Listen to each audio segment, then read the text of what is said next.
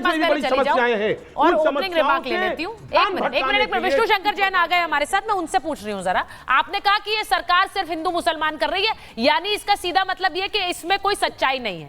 विष्णु जी, मैं आपसे पूछ रही हूँ, इसमें कोई सच्चाई है कि नहीं? आमतौर पर ये जो चर्चाएं होती हैं कि देखिए इनकी संख्या इतनी बढ़ गई है, हिंदू तो अल्पसंख्यक हो जाएगा इस देश में, लेकिन आज जो हिमंता बिस्व शर्मा ने कहा, उन्होंने कहा कि जिस तरह असम में 12% से 40% मुसलमान हो गए, ये एक एक्चुअल तस्वीर है, ये और राज्यों में भी हो रहा है। क्या इसके पीछे सच्चाई है? अजीज खान साहब कह रहे हैं ये सिर्फ हिंदू मुसलमान करने की कोशिश है। देखिए, आपको आसाम की हिस्टोरिकल बैकग्राउंड में जाना पड़ेगा और सबसे महत्वपूर्ण बात यह है कि अगर आप, मैं तो कोर्ट का रिकॉर्ड बता रहा हूँ, सर्वदनंद सोनोवाल के केस में ये मामला सुप्रीम कोर्ट तक एग्जामिन हुआ था और उस समय के जो गृह सचिव थे, उन्होंने एक एफिडेविट दिया था, इंद्रजीत गुप्ता जी ने, जिसमें ये बात कही थी कि काफी इलीगल इमिग्रेशन आसाम में हो चुका है। तो यहाँ पे जो हेमंत बिस्व शर्मा का बयान है, उसको आसाम की जो भौगोलिक स्थिति है और वहां पे जो समस्या चल रही है उससे जोड़ के देखना होगा।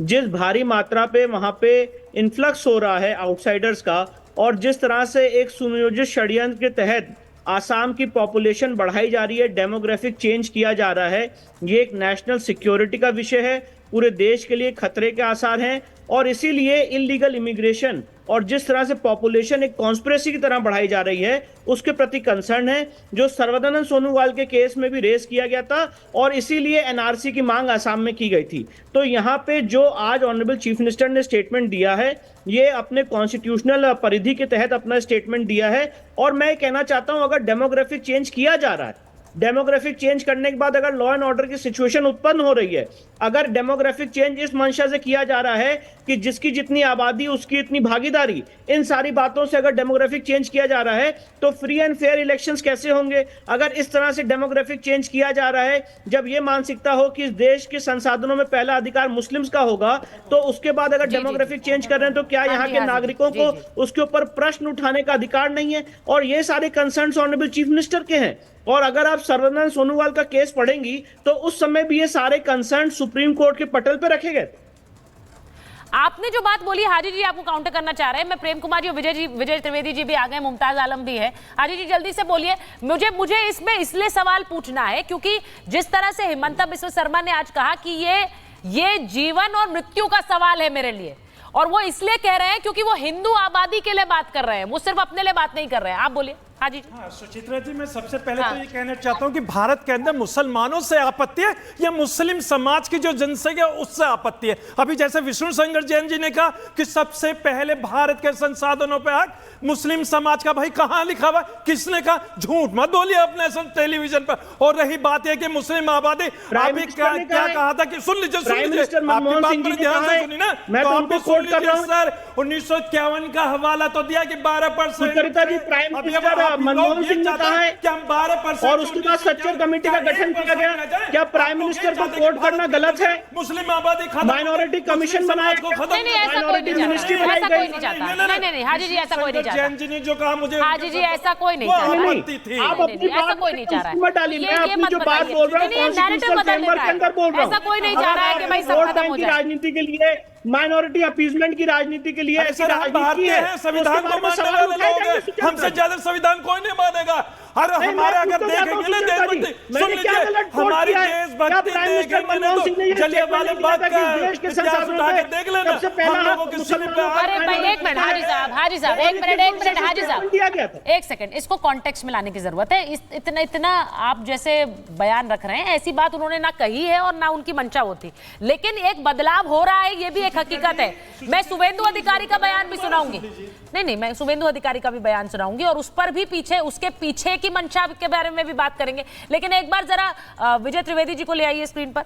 विजय जी जरा आप बताइए, क्योंकि हिमंता बिस्व शर्मा का ये एक बयान है, उसके साथ शुभेंदु अधिकारी का दूसरा बयान है, बयानों को मिलाकर देखना पड़ेगा। और इसीलिए क्योंकि आज जब हिमंता ने ये कहा कि ये असम में हो रहा है, क्या ये दूसरे राज्यों में भी हो सकता है? बहुत से लोग इस पर चर्चा करते हैं, लेकिन ये पॉसिबिलिटी है, ये रियलिटी है कि नहीं?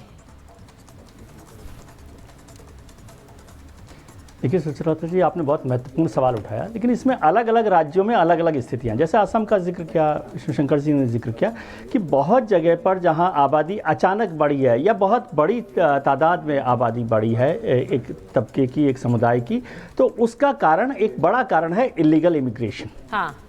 लेकिन NFHS के जो वो है आंकड़े देखेंगे, नेशनल फैमिली हेल्थ सर्वे के, तो उसमें बताया है कि मुस्लिम आबादी की जो ग्रोथ रेट है पॉपुलेशन की, वो कम हुई है, यानी जो पहले ज़्यादा थी उससे अब वो कम हुई है। तो इसका मतलब है कि मुस्लिम आबादी उस तरह से नहीं बढ़ रही, और ये आशंका बार बार जाहिर करना, तो जो हमारे पास आंकड़े हैं वो बताते हैं कि अगले 100 साल में भी कभी हिंदुस्तान में अल्पसंख्यक नहीं हो सकते, मुसलमानों की तादाद बढ़ने के साथ साथ। लेकिन एक पॉलिटिकल इशू है, एक चिंता का विषय है कि कुछ खास इलाकों में कहीं अगर पॉपुलेशन बढ़ रही है तो उसका क्या कारण है, उसकी क्या वजह है और उसके क्या रिपरकशंस हैं, इस सब की भी चिंता करने या ध्यान रखने की जरूरत है। शुभेंदु जी का भी जो बयान आया, अब वो बयान का तो मैं कुछ कह नहीं सकता, क्योंकि शुभेंदु जी अभी तक TMC में थे तो कहते थे एक हाथ मेरा मुसलमान का है, एक हिंदू का है, मैं दोनों हाथ से खाना खाता हूँ।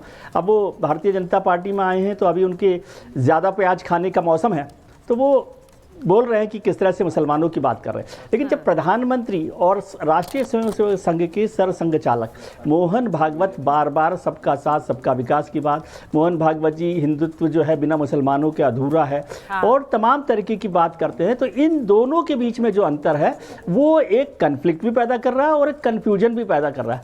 मुझे लगता है कि इस पर भारतीय जनता पार्टी को, लीडरशिप को अपनी राय साफ करनी चाहिए।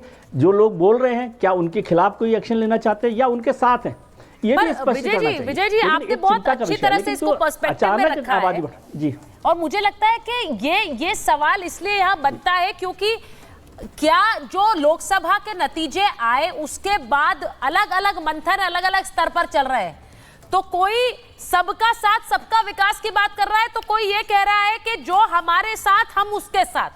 अब ये वाली फिलॉसफी, क्या बीजेपी के अंदर भी कुछ लोग इस फिलॉसफी पर, मैं विष्णु जी आपके पास आ रही हूं क्योंकि इस पर भी मुझे बात करनी है, आनंद जी का रिएक्शन लेना है, मुमताज जी भी इंतजार कर रहे हैं। मैं एक बार जरा सुनवा देती हूं कि क्या कहा है शुभेंदु अधिकारी ने, क्योंकि उसके बाद उन्होंने यू टर्न भी लिया है उस पर, लेकिन पहले बयान सुनिए। हिंदू বাঁচাবো, সংবিধান বাঁচাবো,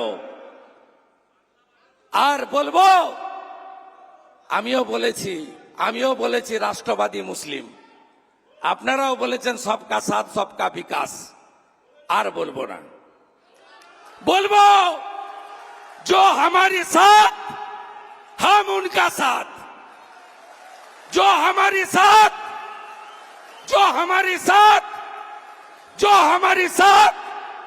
हम उनका साथ, सबका विकास। बंद करो